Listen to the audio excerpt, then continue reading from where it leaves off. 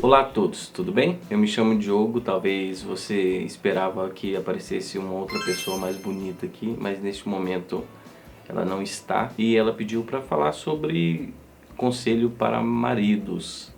Então vamos lá. Primeiramente eu gostaria de dizer que os conselhos que eu vou dar estão pautados na fé que eu acredito. Eu acredito que toda moral e toda forma de proceder do homem, as regras vêm de Deus, então ele é o meu ponto de moralidade, falar assim, né? Ele é o centro da minha moralidade. Se não é seu Salvador ainda, creia no Senhor Jesus e você vai conhecer sobre o que eu estou falando. Isso são conselhos que eu daria para um amigo meu. Não são assim dicas tiradas da internet ou tipo assim algum vídeo só para encher linguiça, alguma coisa assim. Eu pensei durante o dia sobre isso daí, e se eu fosse falar para um amigo sobre dicas para homens e como deve ser os relacionamentos, seja com a esposa, com a namorada também, muitas coisas que vão se encaixar. Então isso é um conjunto de dicas que eu daria. Então vamos à primeira dica. A primeira dica é uma das principais, que é o seguinte: nós homens às vezes nós temos pessoas como modelos, né? Nós aprendemos muito com os nossos pais. Às vezes temos pessoas que nós admiramos, mas assim, para mim, e como dica também para um amigo eu diria isso: o modelo de homem, vou falar assim, um homem com H maiúsculo que nós temos como exemplo é o Senhor Jesus. Então, o amor com que ele tinha, demonstrava, a mansidão, a firmeza também, às vezes, né, na hora de exortar. Ele sabia como tratar cada situação de acordo com a situação merecia, ao mesmo tempo que não julgava as pessoas, mas julgava sim os atos, né? Ele conhecia a Deus muito bem como Pai, né? Isso é uma coisa que nós devemos conhecer também. Jesus nos deu os seus passos para nós caminharmos, né? Seguir os seus passos. Não no sentido de que nós vamos conseguir ser igual a Cristo. Isso é impossível, porque em primeiro lugar ele era sem pecado, né? E nós somos pecadores. Tudo aquilo que ele fez serve de exemplo de como nós devemos seguir. O segundo tópico que eu anotei aqui, meio pesado, mas eu já gostaria de falar ele logo, porque no meio dos homens, né, se tem às vezes isso como uma coisa normal, e isso é muito prejudicial. Gostaria de falar sobre pornografia e prostituição. Às vezes muitos casamentos passam por dificuldades, porque Emanuel está falando porque eu falo muito aqui, e vocês me desculpem. Entre os homens às vezes é normal, né, falar sobre pornografia e tal. Então a minha dica seria que você se afastasse dessas coisas, assim, que seu namoro, seu casamento vão fluir de uma forma muito mais, a palavra seria mais pura, você vai ter uma consciência melhor para com Deus e consequentemente uma consciência melhor para com sua esposa também. Então se livre disso, porque às vezes a gente vê muitos casais que estão passando por dificuldades, e o homem quer cair por esses lados, e por esses lados na verdade ele está só dificultando as coisas. Não tem nada na pornografia ou na prostituição que vá ajudar o seu casamento ou o seu relacionamento de alguma forma. Então esquece isso. O terceiro tópico, tem um versículo em Colossenses que fala sobre não impor a sua ira, a ira do homem contra a sua mulher, né? A mulher, ela é muito mais sensível que nós, né? Se você já está em algum relacionamento, você deve ter percebido isso. Se você não percebeu ainda, é porque você é uma porteira. Não é isso. Nós às vezes conseguimos escutar alguém falando alto com a gente, brigando, às vezes a própria mulher, né, num momento de raiva. Mas a mulher, quando nós tratamos ela dessa forma,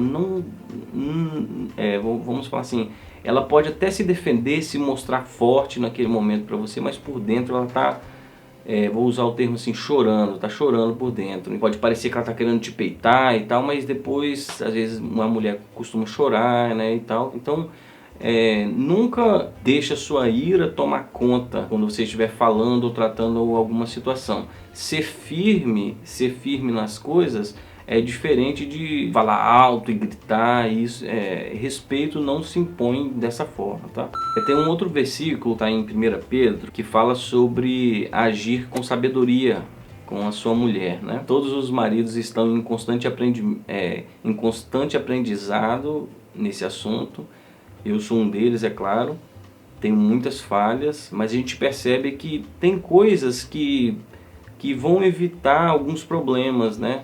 Então, você sabe que a sua esposa não gosta de determinado tipo de atitude, evita, né? Às vezes alguma coisa que você fala que ela não gosta, né? Acontece muitos casais na hora da raiva de esquecerem que são casal, né? E colocar essas coisas como uma arma, né, contra o outro. Então você não deve fazer isso, deve agir sabiamente. E agir sabiamente é com sabedoria. E o meu conselho é de que sabedoria você vai encontrar na Bíblia. Muitas pessoas vão te dizer muitas coisas, mas assim, Deus consegue mudar seu coração. Às vezes algumas coisas que você não, sua natureza é difícil, mas Deus nos dá armas para melhorar isso, né? O quinto tópico, eu não vou, creio que não seja novidade para muitas pessoas, eu não vou nem me delongar muito nele, mas só queria deixar uma pergunta, né?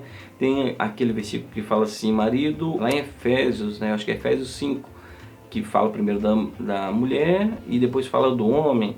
Fala assim, marido, amai as vossas mulheres como Cristo amou a igreja. Então, a pergunta que a gente pode deixar aqui para você é o seguinte: você conhece o amor de Cristo para com a igreja? Saber o quão profundo é esse amor, né? A ponto dele dar a sua vida por ela, né? E sofrer na mão de pessoas que eram inimigas dele, né? Poxa, são muitas coisas que a gente podia falar. Então aprenda mais sobre esse amor para você entender e às vezes até sentir vergonha, né? Assim, de alguma forma da gente tratar, da gente agir, se nós lembrarmos de como o Senhor Jesus ama a igreja, a gente vai olhar e vai falar assim, ó, a minha atitude não condiz com o amor que Cristo tem pela sua igreja. Então eu estou agindo para com a minha esposa de uma forma que não é condizente com esse amor, né? O outro conselho seria que você tome a liderança das coisas na sua casa, né? Seja cabeça. Em 1 Coríntios 11, logo no início lá, fala que o homem é a cabeça da mulher, e não só nesse lugar, em outros lugares também, né? Lembrando que governo é diferente de escravidão, né? A mulher não é sua escrava, tanto que a mulher foi dada como companheira do homem, né? Foi tirado da costela do lado, né? Não foi tirado do dedinho do pé e não foi tirado da cabeça também.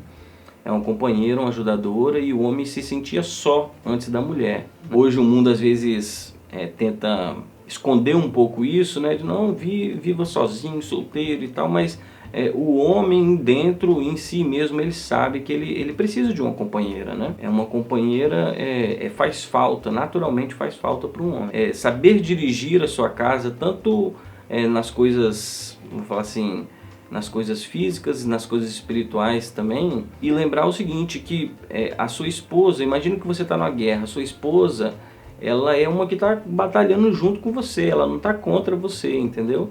Então tem hora que a sua esposa vai falar assim, ó, tem um inimigo vindo pela direita. E não é porque você está à frente dos comandos lá da guerra que você não vai escutar.